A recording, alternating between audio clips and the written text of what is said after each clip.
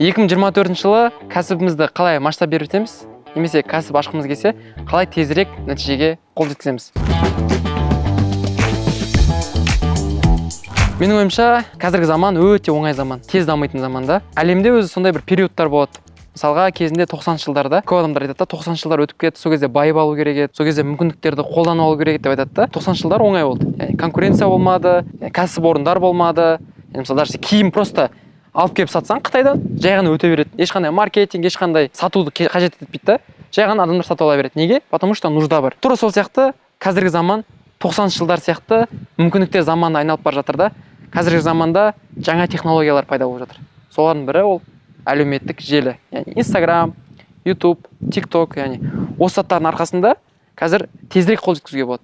Мысалға бүйтіп қарайтын болсақ, Instagramда менде 50 мыңнан астам оқырман бар. Мысалы, YouTube'ты қарайтын болсақ, YouTube'та менде 10 мыңға жуық оқырман бар. Сұрақта 10 мың адам деген, былай көзқараспен елестететін болсақ, ол қандай адам? 50 мың подписчик деген, ол 10 Алматы арена, яғни 10 рет Алматы аренаны толтыратын болсаң, 50 мың адам шығады да. Бұл өте үлкен масштаб та, өте үлкен масштаб. Ал енді сұрақ, егер де сені 50 мың адам көретін болса, сенің бизнесің жүре ме, жүрмей ме? 50 мың адам сені күнде қарайтын болса, сенің кәсібің өсе ме, өспейді ме? Әрине, өседі. Яғни мен не айтқым келіп тұр бұнымен? Қазіргі заман, мүмкіндіктер заманы 90 жылдар өтті, бірақ қазір 90 жылдардан да керемет уақыт келді. Яғни бұл тез өсетін уақыт. Ол жеке брендпен, компанияның брендімен айналысатын уақыт. Енді мысалға келтіретін болсақ, Абыройда бізде ойлайды елдер, үлкен точкаларымыз көп, торговый центрларда тұрамыз, үлкен масштабтамыз деп. Яғни біздің оборотымызға қарап. Бірақ та іске келген кезде, біздің оборотымыз үлкен компаниялардың оборотымен бірдей, біздің рискімізбен, біздің жауапкершілігіміз ондай көп емес. Яғни бізде көп точка жоқ. Біз бүкіл продажаларымызды, бүкіл саудамызды онлайн жасаймыз. Яғни онлайн сату арқылы. Мысалға бізде Инстаграмда Абыройдың айлық охваты, бүкіл Инстаграмдарымызды қосатын болсақ, онда ол 3,5 миллион адам. Енді ойлаңыздаршы, біздің Инстаграмымызға ай сайын 3,5 миллион адам кіріп шығады. Общий охват, яғни бір адам охват деген, бір адам деген сөз. Енді ойлаңыздар, 3,5 миллион адам біздің Инстаграмымызға кіріп шыққандықтан біздің саудамыз не істейді? Өсе береді, өсе береді, өсе береді, өсе береді. Біздің продажамыз, компаниямыз өсе береді. Тура сол сияқты менің өзім жеке Инстаграмымның охваты ол 1,2 миллион адам. Яғни менің ай сайын адам Инстаграмыма кіріп шығуы 1,2 миллион болады да.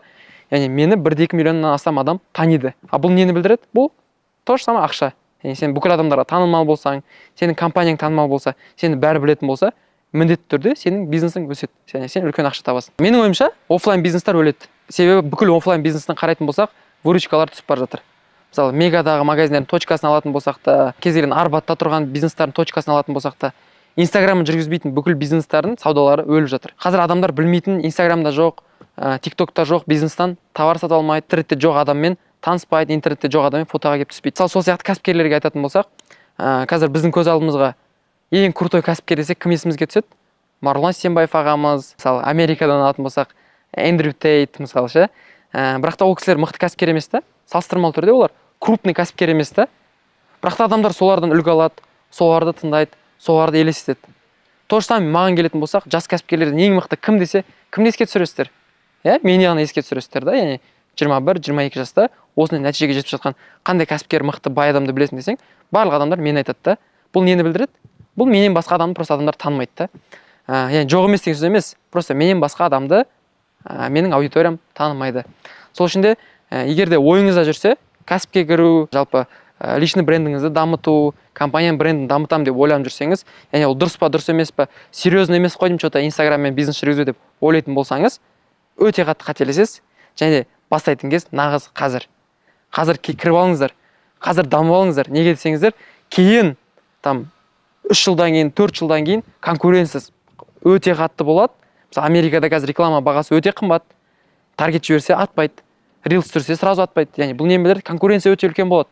Сол сияқты қазір конкуренция аз кезде осы бағыттарға кіріп алсаңыздар, міндетті түрде үлкен капитал жинап үлгересіздер. Адамдар айтады да, қалай жасасақ болады, не жасасақ болады? Топ тұр ғой интернетте, информация топ тұр да.